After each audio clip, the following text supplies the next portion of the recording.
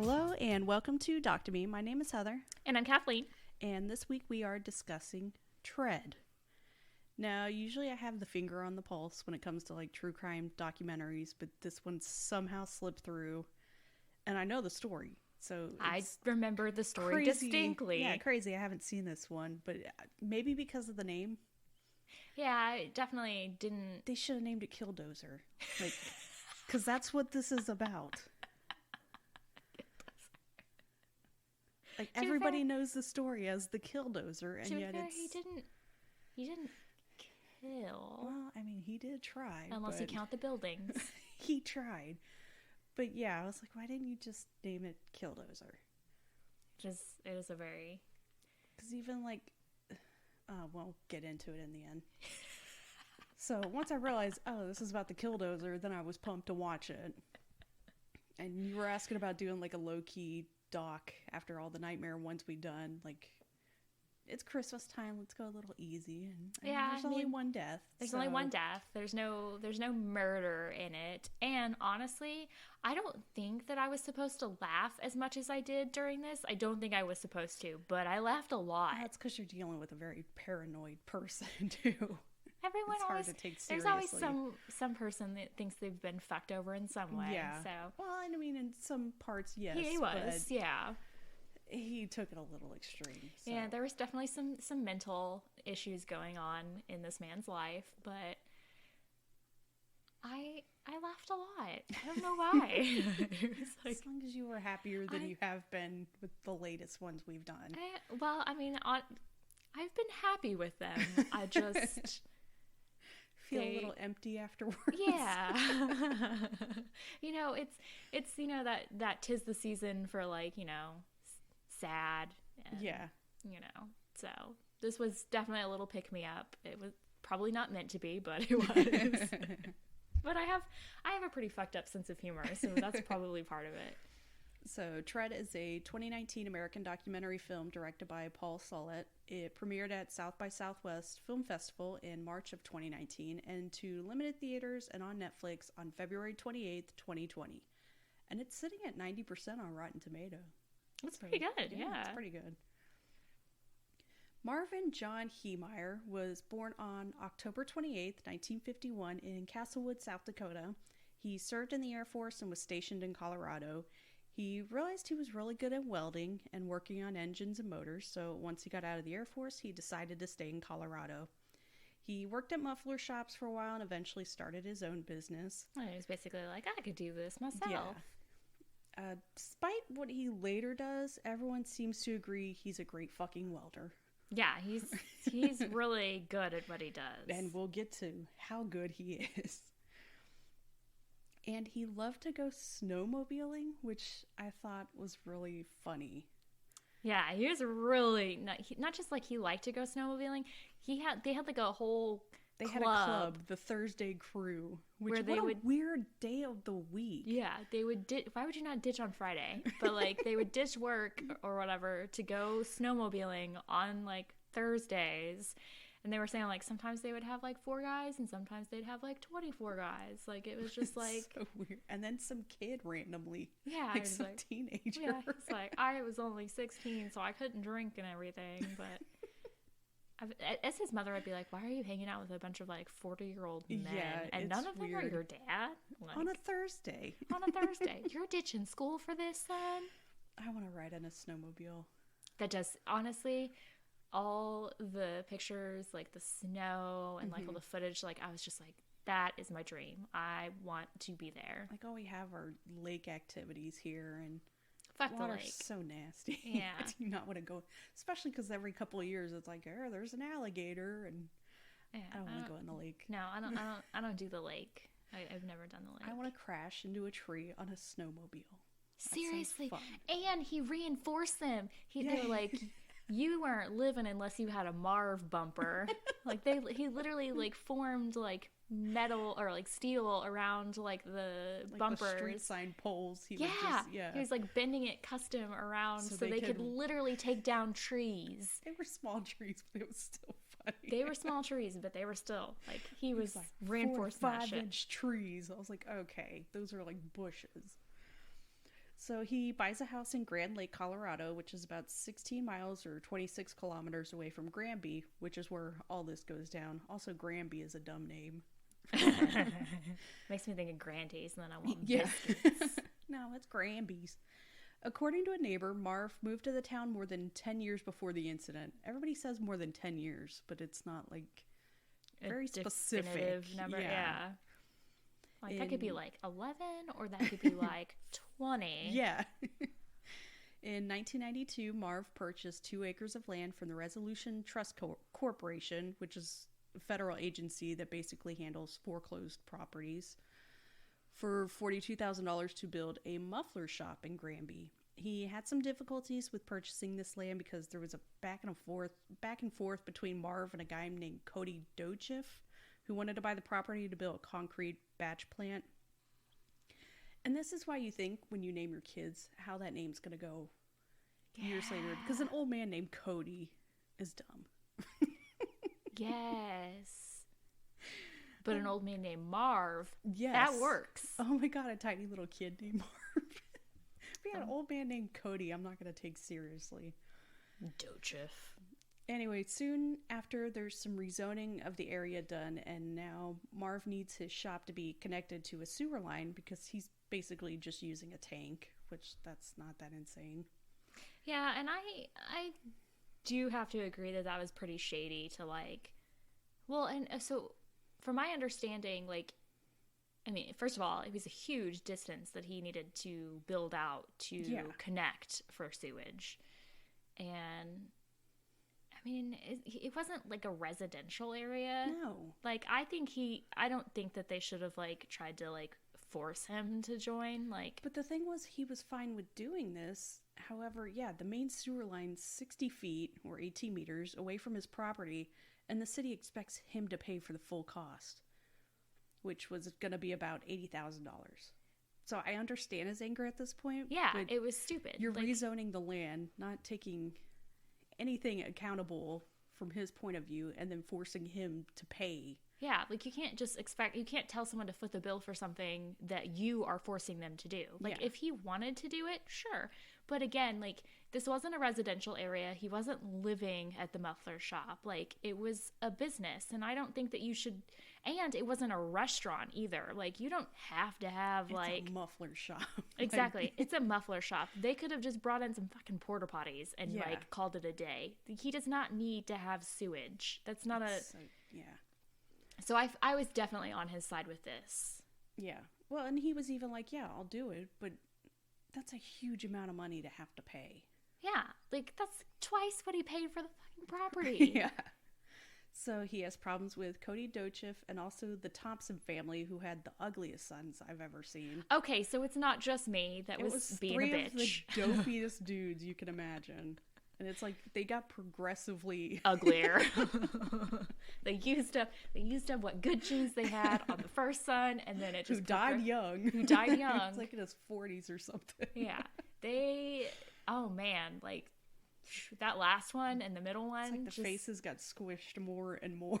Like I do not think that I'm like some beautiful masterpiece, but those poor men, like those poor men. Good thing they had money. Yes, exactly.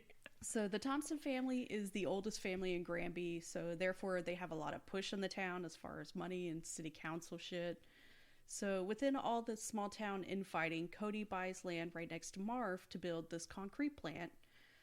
I would be pissed to live in this town and have like some dusty ass concrete plant like across the street from houses. Honestly, I think we're actually dealing with that right now in where like or whatever, like with this whole people are against, I guess they're putting in a concrete plant and people are against it or something. God, yeah. But yeah, you're right. It's, and like he said, like, you know, what about the dust? What about like the congestion, supply. the water nobody supply? looked into this. Yeah, and so, and the guy on the city council's like, oh, you know, we were grateful for Marv, you know, having problems because every problem he brought to us, like, we could take it to Cody and he'd be like, oh, no problem, we can fix that, or we can fix this. And it's like, bullshit. Nobody else asked these questions? Like, somebody who's not on city council is like, hey, what about this? Yeah, like, what about the water supply? Are we going to be drinking, like, shitty fucking chemicals? Like, Yeah. So, summer of 1999, Cody is approved for the building of the concrete plant, and I can't believe it was approved. It's literally right next to houses. Yeah, it was just... Like, even the noise would annoy me. So can we talk about Granby Town Board member Dick Brody? What was that facial hair? Like, I don't know how to describe it. It was a He had, T in the middle of his face. He had like it's like a capital T just across his like... Because he didn't have a mustache. No, but it was he's just got like like it was like mutton chops, but they were like... tilted so that they were like horizontal with his mouth. It was... And then he had like... just it was straight down. It was literally, it was just like a huge capital T right in the face. Although I feel like he could have gotten like a little bit of like a mustache going, and he could have had like a little bit of a lowercase t. It was just so dumb looking. This is a grown man who decided like his facial hair needed. So they're still insisting that Marv needs to build a sewer line. However, to be able to do this, he would need permission from Cody because it would have to run through his property. He needs an easement. And Cody tells him no. Which is bullshit. I could not believe that they were faulting him for not building this thing when he needed the easement from Cody and this man said no. Like, it's a lot of grown-ass men just acting like children. Seriously. That's this whole story. And the city council isn't like shutting this down. They're not just like... No, instead, they're fining Marv because he's not getting this done. Which he can't do because he can't go on this man's property. It's really shitty. So Marv has all these fines he's got to pay to the city for not being up to code. It's just a lot of bullshit. I was totally Team Marv. Yeah, they want him to fail because he's not a townie. But Marv is clearly not a man to fuck with. No, he's not. He will not be trifled with, and he is going to be doing some trifling. It doesn't help that obviously Marv has some paranoia issues. He definitely, I think everyone feels like at some point that they've been like unjustly treated, or, you know, something has, you know, gone against them and like people are working against them in some way, in something. But I think he took it to like an extreme. He felt the whole town was working against him. It was definitely like some very serious... But I mean, under all the paranoia, there's gonna be some truths. Exactly. Like, he was justified in a lot of his feelings and beliefs, but maybe not to the extent. Yes, his actions did not. So all of these guys are friends, and I do believe they were purposely doing things to piss him off. Oh, absolutely. It was definitely, like he said, it was like the good old boys club. Like, they definitely were, you know, they were all friends. They were gonna have They've known each other for years, and then it's also like people with a lot of money and a lot of pull in the town. And yeah, like most of them had like were either on like the city council, or like they had been fucking mayor, or like, I mean, it was their dads were mayor. It was like that one Wild Wild Country or whatever, where they're just like, you know, every person in the town takes a chance to be the mayor at some point. Like, they're just like, you know, they're like, oh, I'm rich, I'm gonna be the mayor for this term. So, yeah, it definitely sounds like Mean Girls kind of thing. Yeah, you can't sit with us. But you can't have sewage. The problem is, and he mentions in his tapes that he's not married and doesn't have family, so he has nothing to lose. He literally has nothing to lose. And I felt bad for his girlfriend because, well, and also, like, if we can touch on the whole girlfriend thing, like, from my understanding in this documentary, she said that he only met her children once. And I was confused by that because they dated for several years. But I think because her kids were out of the house. Like, they're... Okay, that makes more sense. They're not young. That makes more sense then. Because I was like, he only met your kids once and you guys dated for years? Like, that seems... But, again, like, he didn't... I guess he liked kids, but he didn't... He just didn't ever have a family. Yeah. Because when this all goes down, he's in his 50s, so... And he moved to town like 10 years before, so they're probably like in their late 30s, 40s when they met, so maybe the kids are out of the house, or I don't know. God, I just remember that I'm like in my mid-30s and my kids are not out of my house, so not even close. Not even close. Yeah, but and she seemed like a really sweet woman, and like, you know, and a lot of people did say like he was a nice guy. Like He was an awesome welder. He was a nice guy. Like, he wasn't treated fairly. Yeah. But these people have to know you don't fuck with crazy. No, It's you like do not. number one rule. So now we get to when Marv is being an asshole. He files a lawsuit against the town for the sewage thing, and also he felt like the concrete plant would have cut off access to his shop. So Cody is finally like, okay, I'll let you build on the property if you drop the suit, which Marv says no to. He's already like, so pissed. No. He calls him up. He like hangs up on him. He's just like, no. I have been begging you to let me do it. Now you're like, okay. So Marv agrees to sell his portion of land to Cody for $250,000, which is a great profit when he bought it for like $40,000. Yeah. Cody agrees, so Marv changes the price to $375,000. And this goes back and forth until it reaches almost like $1 million. And the man each time is just like, okay.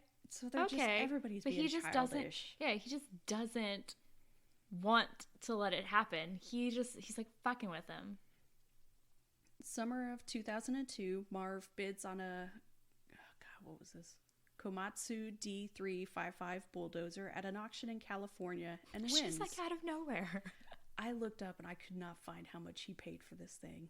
Like, I really wanted to know. Well, and I think when he went to sell, wasn't he selling it for like $33,000 or something? He was trying to sell it for. I was like, how much did he pay for this? The man had disposable income, okay? He well, could not only that, then he had it shipped to Colorado from California. Yeah, like, I mean, I thought it would have been funnier if he drove it from... So he says he bought it to construct roads to his shop, which, I mean, I don't know. His friend says he bought it to intimidate Cody. I guess. He literally, like, parked it facing the man's Yeah, land. he parks it next to a dirt road and it just sits there with a for sale sign on it pointed towards the concrete plant, which I guess that's intimidating. He breaks up with his girlfriend Trish and sells off a lot of his stuff and land. I read that he deeded his house to a friend and lived out of his shop for a while, and then sold off all his equipment and 2 shops he had and kept this small parcel of land that he housed the bulldozer at, which is in this weird shed. Yeah, it was like a... All of this started in 2003, and he's so fucking paranoid at this time that when he was selling off all of his stuff, no one offered to buy the bulldozer, so he took this as a sign from God that he should proceed with his plan. He took a lot of things as signs from God. Yeah, this is when the he man really hatched switches. the whole plan while sitting alone in the hot tub. And his Sounds friend was nice. even like, I think he spent too much time alone in the hot tub. And he did. He really did. Because he felt that the fact that he didn't marry and have kids was a sign from God. Yes. The fact that this bulldozer fit in this little shed thing Yes. door, like, he felt that was a sign from God. He It's- took yeah. everything as a sign from God. Oh, man.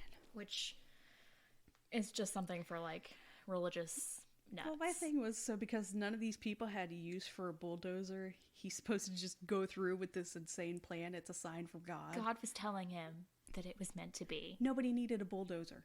Nobody needed a huge fucking bulldozer. That thing was a beast.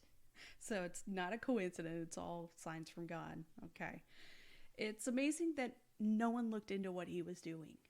Nobody really asked questions. Yeah, and especially because it's not like because apparently he was like, he sold all the land to the trash company and then was like leasing back that one shed that he was hanging out in. He's not hanging out. He's living out of this shed. No, He exactly. gets rid of all his property and He he's is just living out of this in the shed. shed. He's got like a hot plate and a bed. He said he wasn't showering Yeah, for he'd days go at a days time. without a shower just so he could work on this bulldozer. And they didn't think it was strange that, like, not only is he, like, living in this shed with a bulldozer, but, like, he is waiting until they are done at, like, 5 or 6 p.m. and then, like, working all night. Mm-hmm. So, like, he's sleeping during the day and working at night, and they're like, this is totally normal. Like, Marv's just, like, you know, doing some business. It's, yeah.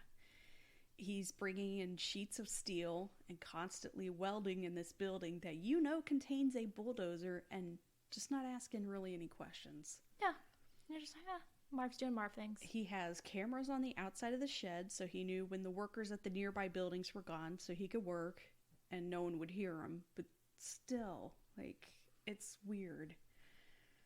Okay, and not to mention, like, so he sold his snowmobiles, which, like, the man loved. Yeah, nobody asked questions about, hey, you're not snowmobiling anymore? My first thought, like, if I knew someone and they suddenly, like, sold off all of their possessions, including things that I knew that they really loved, my first concern would be that they were contemplating killing themselves. Yeah. And I would be seeking out, like, help for them, or, you know, like, hey, are you okay, buddy? Like, what's going on? No one did this for this man. No. Like, he sold off his beloved snowmobiles, and you're not questioning, like, hey, Marv, are you feeling okay? And it's a small town. Everybody knows everybody's business. Yeah, and they're just like, oh, that's cool. Marv sold all his shit. So over the next year and a half, he created makeshift armor plating covering the cabinet and the engine. In some places, the armor was over a foot thick and had concrete sandwiched between sheets of steel. Yeah, he was like literally like That's insane. welding casings and then filling it with cement, just like. And he got the sheets of steel from an automotive dealer in Denver, which is weird. It just, the whole thing is just nuts. And I love in his spare time, he's watching VHS tapes of action movies. That one Vin Diesel movie. And at one point, people came in to do inspections on the building for insurance purposes, and no one really looked into further. He had it covered with like a tarp, and he said that that was like another sign from God because they didn't question him on that. Like, he just covered all of his work with a huge blue tarp, weird. and he's just You're like, there for insurance. You should probably look into, like, make sure there's nothing that could catch on fire. yeah, or like, what do you got under there? Like a flamethrower? Like, just nothing. nothing. He's just Nothing. like, oh, whatever. He tells them some bullshit story, and they just take him at his word. All right, Marv. But again, he takes this as a sign of God telling him to go through with this. God really had it in for Granby. For visibility, he fitted the bulldozer with video cameras linked to 3 monitors mounted on the dashboard, and the cameras were protected on the outside by 3-inch sheets of clear bulletproof Lexan, which I know from my previous job is just name brand polycarbonate. Yeah. So just really strong plastic that's more resistant to heat. And he also fitted compressed air nozzles to blow dust away from the cameras, which is fucking genius. The man is a genius. He really is. He thought of everything. It's these little He's like, details that it really was. It was just, you know, he knew that he wasn't going to be able to see when he was driving. So he's like, all these cameras. Then he's like, I'm not going to be able to like clear off debris. Well, not only that, it's the cameras are protected by this thick plastic, so The man bullets can't hit. It's really it's was just a these genius. well, he was like by himself for a year and a half, so Yeah, he really put in a lot of consideration. he also added fans and an air conditioner to keep him cool. And he made 3 gun ports fitted for a 50 caliber rifle, a 308 semi-automatic rifle, and a 22 LR rifle. Oh, long range rifle, which means nothing to me. No, same. He also built his own crane system to be able to lift all this heavy stuff into the bulldozer. He really was like, I have to give him credit though for being so spry in his early 50s. yeah, like he definitely, he was keeping in shape in that little shop. The best part is he would have had this done sooner if he didn't take off for the winter to go snowmobiling. The man loves snowmobiling. He really does. It was his one joy in life. So another thing he did was all of his money he slowly gave to his father, who in turn gave the money to Marv's siblings. So after the incident, it would be harder for that money to be recouped because since Marv was a step removed from the Which is process. Genius. Yes, that's the smart. man really, and honestly, good for him. Good for him. So on June 4th, 2004, he greased up the bulldozer Which I love. to make it harder for people to climb on top of, and then put on a Hawaiian printed shirt. Like some Vaseline. The Hawaiian printed shirt part's funny, and climbed in for one last time. And the lid on it was so heavy he had to use the crane, so clearly it's a suicide mission. Like, yeah, he had no intention of getting out. He didn't want to go to prison, so. And I was so glad to see there was a reenactment on this documentary that mock Killdozer busting through the shed. I was like, fuck yeah! I was so happy. Man, I laughed a lot. So, of course, he immediately heads towards the cement plant. He smashes into buildings, and Cody drove one of his construction vehicles over and tries to smash into the Killdozer to try to knock it over on its side, which... Ha! Fat chance. Can't do with the weight of this thing.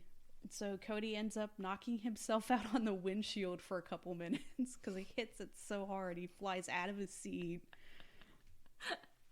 But and I like the woman, like the 911 call where she's just like, there's like a bulldozer like running into stuff and like knocking it down. Like if we could get like some help out here. Like a bulldozer? It's a bulldozer. There's a bulldozer. So he wakes up once he realizes he's being shot at. Because again, Marv installed guns. So while Cody's talking to the cops, Marv goes back to destroying the concrete plant and manages to knock down an entire wall of the building. Like, good for him. I hate sounding so excited about this story, but it's just so fucking bonkers. It really is. And he did, like, it was not cool, man. Not cool. Like you could have hurt someone. Like, it was definitely, like, you know. It was a lot of luck that nobody died. Yeah, and I think that's why I can laugh at this, is because, like, nobody died, you know. Yeah. I mean, nobody was murdered. Like, somebody did die, but, like... That was his plan to begin with, though. Yeah, just, like, I don't know. He's, like... He's getting his own form of justice against these buildings that, you know, are beloved by these people. He's just like, fuck you guys. I'm going to knock down your fucking house. So, yeah, this kind of thing hasn't been done before or since, where somebody just, like, builds this giant tank. Literally. Like, it was literally like a fucking bulldozer tank. It was insane. I remember seeing it as a teenager, like, on the news. Like, because the only one I could, like, really remember in my brain was when that guy stole the tank from the base in California. Yes, I remember that on too. Meth.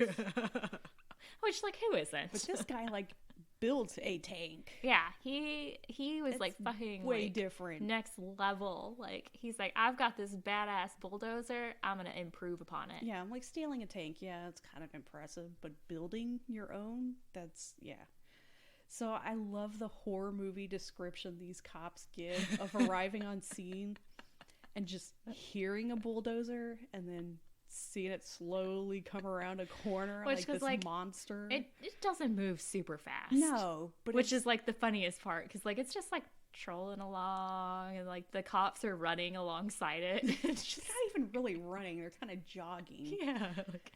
It moves slow enough that these men could like literally just like trail it through town, like evacuating people. Just coming on the scene and just hearing like grinding metal and not knowing what it is until it just slowly comes around a corner is it's like that oh god, was it Fully? No. I'm thinking of the movie where like the machines like start killing people. Fuck, what was that? I keep wanting to say Fully Automatic or something like that. Yeah, it was like that. Oh god, it was such a like Maximum Overdrive. Yes. I remember watching that as like a younger like kid or whatever with like my dad and just being like, oh my god, like when the semi's like running people down. Isn't that one the vending machine too? Yes, it shoots cokes out at like those kids at a fucking softball game. Jesus, that like, oh man, no wonder we're so fucked up. Seriously, stuff we watched and read way too young. Oof. So yeah, they're just hearing the grinding, squeaky metal on metal, and then bam, the monster. So the cops start shooting for the small portholes on this thing, but the holes are like 2x4 inches, and they're protected with the polycarb sheet. So you're not getting it. No, since they're shooting at it, Marv decides to fire back. Yeah, I mean, you're gonna fire at me, I'm gonna fire back. Luckily, the cops are hiding behind these cement barriers, so then Marv decides to just start heading towards the barriers and crashes through those.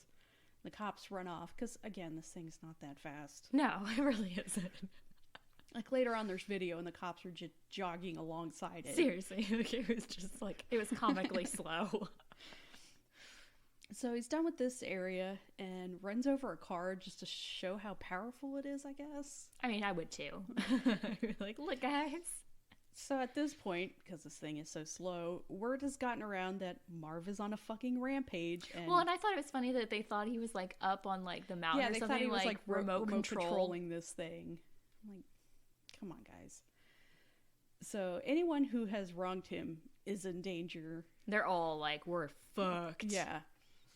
At one point, this is the best part, a cop manages to get on top, and that had to be a fun ride. Oh, and I like how he was like, I don't know, it was like slippery, like Vaseline or something. Yeah. Like, I know he won't admit it, but that had to be fun. Yeah, he's like, I was just basically on top, but then I was like, you know, stuck on top. He notices there's no way to get inside of this thing. There's no door or door handle, and the only thing he sees is a fan vent for like the air conditioning unit. Kind of looks like the RV. Yeah, it's like Yeah. a little port thing. He with, like, tries grids. shooting through that, but it doesn't do any good. They even throw flashbangs in. And it, like, he's like, all it Nothing. did was just leave a stain on the side. Yeah, like Marv really thought of everything. He really did. So as he's headed towards, was it the electric company building? That's when the cop jumped off, or Yeah. which, come on. So yeah, he does some damage to the electric company building and then heads towards Town Hall, which Town Hall is weird. Town Hall is on the second floor. Yeah, and then the library was on the first floor. Yeah. So and this is when I get mad. You don't fuck with the library. No. Especially because there were kids there during the time, because it was like story time or something. Yeah, and I have to think that he wasn't really considering that, like, No. because I really don't think, I mean, he didn't have a grudge against children. Like, he He just wanted to damage everything. He didn't care who was in the way. It's just luck that nobody died. yeah, it was a very lucky situation that they evacuated everyone. And then he also destroyed the playground. Why are you taking it out on the kids? To be fair, it was a really shitty playground. Yeah, but that looked like the only playground in town. Well, I have to think that they got a bigger and better one. So thank you, Marv. So at this point is when they notice the cameras on the tank and realize that's how he's able to see where he's going and what's going on around him. So this has been going on long enough that now people with video cameras are showing up to record. Which, So you thank can see- you, yes. guys. You can see like the rest of this. The thing is going slow, so they're able to evacuate buildings. Yeah, it's Because like they're they just know like, where he's "All gonna right, go." Yeah, they're like, okay, he's heading this way. Everyone out, like. Which is why there's like no deaths. And the cops are just walking alongside they're shooting the tank, which is dumb. I was amazed that there weren't any kind of like ricochet deaths. Like, That's what I thought. I was like, don't shoot that shit. Like, you're gonna fucking It's get just shot. steel. Yeah. Obviously, bullets aren't going to do anything to this. He destroys the newspaper office, which that one was kind of crazy because the people were running out as he's hitting the building. Yeah, they were running out the back as he was hitting the front. So they could feel like the floor moving and stuff as they're trying to get out, which, yeah, that's scary. But everybody knew what he was doing. Like, Yeah. why weren't you, like, with everybody else up on that hill? Yeah, everyone's just like, there was like a whole crowd of people just like sitting and watching and like. Looking down on the town watching this I whole would thing have had some happen. popcorn. Yeah, so he destroys a newspaper office, a house owned by the Thompsons, the construction yard owned by the Thompsons, crashing through cars all over the town. Yeah, he's just like fucking plowing through shit. But I think it was more of just like to get through. Like, he wasn't necessarily like, fuck you guys, fuck you Yeah. guys. I think it was just like, this is in my way, this is in my way. And then he heads over to the gas company. And And then everyone's like, oh, fuck. yeah. But yeah, so since this is Colorado, there's hilltops everywhere. So it seemed like most everybody in town is just up there chilling. Yeah, just like watching. Which, I mean, yeah, they should have just evacuated everybody up there anyway. That thing's not getting up that hill. No, we would have flipped But they're over. just up there just watching all this happen. And it's on a Friday. So that's really got to be like... Yeah, it's like my Friday entertainment. Like, yeah, that sounds great. So once he starts heading towards the gas company is when people really start panicking.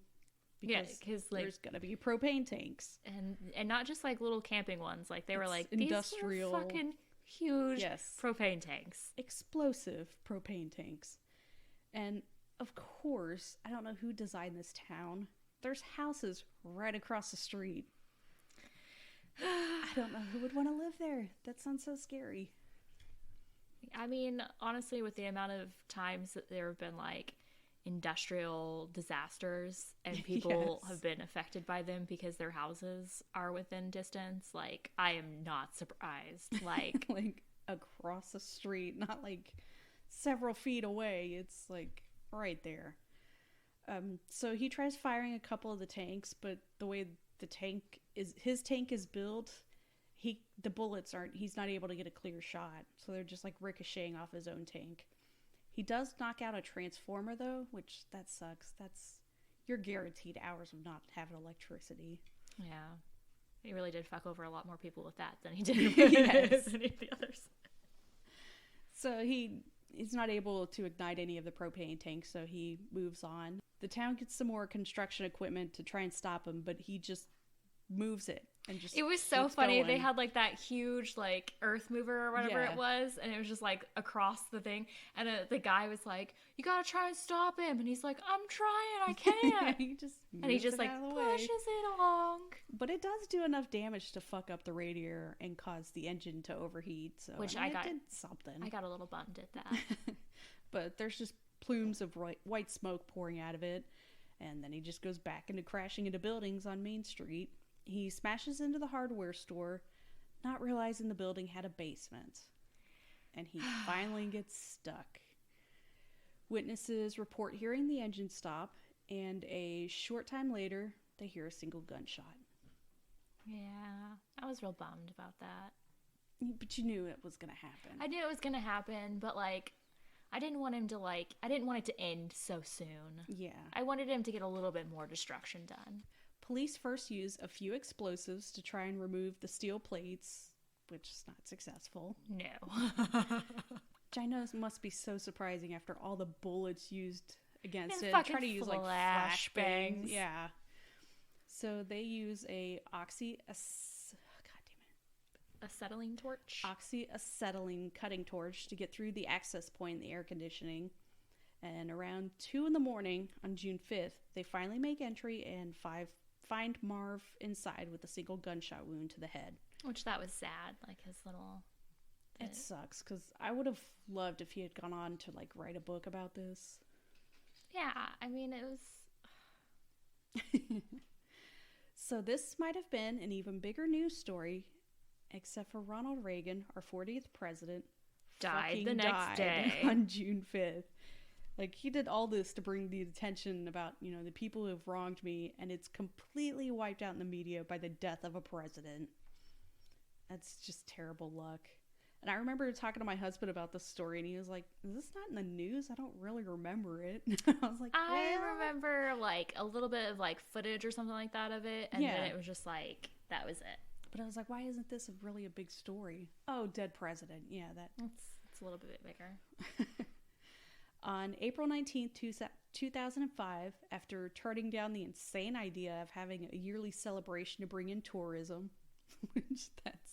I was a little upset that the one guy was like, "We made a lot of money off of this." I'm just like, that's But a fucked up. celebration every year that's too dark. The town announces plans to scrap the bulldozer. The plan was to disperse individual pieces to many separate scrap yards to prevent souvenir taking. And I definitely agreed with the Thompson brothers that they should have built a museum and kept the bulldozer. Yeah, it was a work of art. Yeah, that's going to bring in a ton of money to have a museum. Because when I was in Colorado, if I knew this thing was there, I'd be like, yeah, we're going out of our way to go see this Going to thing. Granby. I'm buying a shirt, I'm buying a magnet, but we're seeing this damn thing. I need a shot glass. I need all the souvenir paraphernalia. So, yeah, they would have brought in extra cash from the town if they had just kept it. Because, again, nobody died. It's not like this huge tragedy. No, I mean somebody died. Well, but he chose that was route his for himself. purpose for yeah. himself. Yeah, that was God's purpose. So, in the end, he caused $7 million in damage and damaged the local bank, the cement plant, the hardware store, the town hall / library, the police department building, the local newspaper office, some homes, and tons of cars, and tried blowing up those propane tanks. He really did stick it to the man. He could have done so much more damage. But he was like purposely going to the buildings where people like fucked him over. Yeah, exactly. He could have done way more damage. Exactly. If your building got destroyed, then you probably deserved a bit of it. But insurance and state aid came in quickly and helped the town get back on its feet. So it sucks. People were inconvenienced. Which just makes me sad because, like, then he died for nothing. So, in addition to some writings he left on the wall of his shed, he also recorded 3 audio tapes explaining his motives. The tapes contain 2 separate recordings on each side for a total of 6. He mailed them to his brother in South Dakota shortly before the attack, and his brother turned the tapes over to the FBI, who in turn sent them to the Grant County Sheriff's Department. The Sheriff Department released the tapes on August 31st, 2004, and the total runtime of the tapes is 2.5 hours long. The first recording was made on April 13th, 2004, and the last one was made on May 22nd, less than 2 weeks before the attack. So something not really talked about much in this is Governor Bill Owens allegedly considered authorizing the National Guard to use either a helicopter equipped with the Hellfire missile or a 2-man fire team equipped with a Javelin anti-tank missile to destroy the bulldozer. I am not surprised. But once Marv became stuck in the basement, they deemed it unnecessary. Oh, gee, you think? As of late 2011, Governor Owens' staff still denies this, but members of the State Patrol say it totally happened, but they decided against it because the potential for collateral damage of a missile strike in the small town was greater than any damage that could have been done with a bulldozer. No shit. No shit. Like, what? Can you imagine just blowing up this little town? We had to stop the man with the dozer. Like, dude. So it's no wonder the governor's like, no, that didn't happen. Like, you made a shitty choice. So it was an attack that lasted for 2 hours and 7 minutes, damaged 13 buildings, and the only death was Marv. This is impressive. Yeah, it's incredible. If it wasn't for that reverse 911 system to warn people, which I didn't know was a thing, who knows how many people could have died or been injured. To be fair, they had some time to get out of its way. Yeah, it was a slow moving. Yeah, it was pretty slow. Death. Another crazy part of this wasn't the first attack of this kind in Colorado. I do have an article. So this is from the Rocky Mountain News. The downtown scene in Granby by Friday was eerily reminiscent of a similar episode in the tiny town of Alma, 16 miles south of Breckenridge 6 years ago. On February 26, 1998, Thomas Dean Leask, 50, went on a 4-hour rampage during which he shot and killed former mayor Willie Morrison, who was running an Alcoholics Anonymous meeting in the town hall. Leask, fled and stole a town-owned front-end loader, which he used to ran the Alma Town Hall, the post office, the water treatment plant, and the fire station on his way home. The water treatment plant and the fire station, that's what you go for, not the newspaper. He then set his own house on fire and fled into the nearby forest, where he eventually surrounded and arrested by Park County Sheriff's deputies. He later confessed to the slaying and the rampage. As was apparently in the case of Gransby with Martin Heemeyer, Leask was disgruntled with government, which Marv really Aren't wasn't. we all? Yeah, Marv really wasn't, though. He just hated people who happened to be, like, on the town council. Yeah, it was the injustice of... Residents said Leask, a part-time snowplow driver, was still angry for being forced to pay a local water department tap fee several years before. But others says he was an anarchist who protested against property taxes by chopping up boards from his home to use as firewood during the winter while he lived in a teepee. Leask also sold homemade audio tapes which relayed his anti-government views. So Fox News before Fox News really went south. The damage in the wake of Leask's rampage resulted in Alma's water supply and phone service being cut off for at least a day. Oh, no. The 150 residents of the town were told to boil their water while the water treatment plant was repaired. It was 2 weeks before 2 of the 3 fire trucks damaged in the wrecking spree were operational again. That's crazy. It wasn't clear why Lease targeted Morrison, a 40-year-old metal artist, which that sounds awesome. It's not what it actually is, but... Oh, he's like an actual like artist with metal. metal. Okay. Yeah. I was thinking like, hell yeah, rock on, dude. Who served as mayor of Alma from April 1994 to March 1995. It's not even a full year. The poor man. According to his brother, Andrew Morrison, Morrison had been trying to help Leask with his alcohol problem. Damn. Leask was charged with first-degree murder, first-degree arson, and criminal mischief. But the case languished for nearly 2 years while his sanity was being questioned. That Clearly. makes sense. And if you look at a picture of this guy, yeah. 4 conflicting psychiatrist evaluations were conducted, and Leask fought his court-appointed attorney entry of plea of not guilty by reason of insanity. Finally, on June 5th, 2000, Leask pled guilty to 13 charges over the objection of his attorney and was sentenced to life in prison plus 27 years. This guy's way crazier. He's like, I'm not crazy. Go 4 ahead and prosecute me. Psychiatrist reports. So, back to this. November 1st, 2017, Patrick Brower, who you'll remember as the new paper journalist and a target, released a book, which he rightfully named Killdozer, The True Story of Colorado Bulldozer Rampage. So he knew Killdozer was going to get the eyes. Yeah, like, I mean, that's a solid title. Yes. So I guess information in this film is sourced from his book. So again, why was the movie not called Killdozer? Also, check out Patrick's website, killdozerbook.com, for some blog posts that were interesting. I saw YouTube had audio of the tapes Marv made, but I was not in the headspace to listen to 2 hours of paranoid rambling. No, they had enough in the documentary that I didn't need to go further. And of course, since he seemed as anti-government to some people, which he wasn't, right-wing extremists have turned him into a hero. Why not? They use, like, his writings he had left, they use those as a meme. I think that will do it for this week. All right, we'll be back next week. Bye. Bye. Thank you for listening to Doc to Me. The opening music is by Twisterium. For comments or suggestions, we can be reached by email at doctomepod@gmail.com. Find us on Twitter at doctomepod and find a link to our Facebook group in the show notes. Thank you.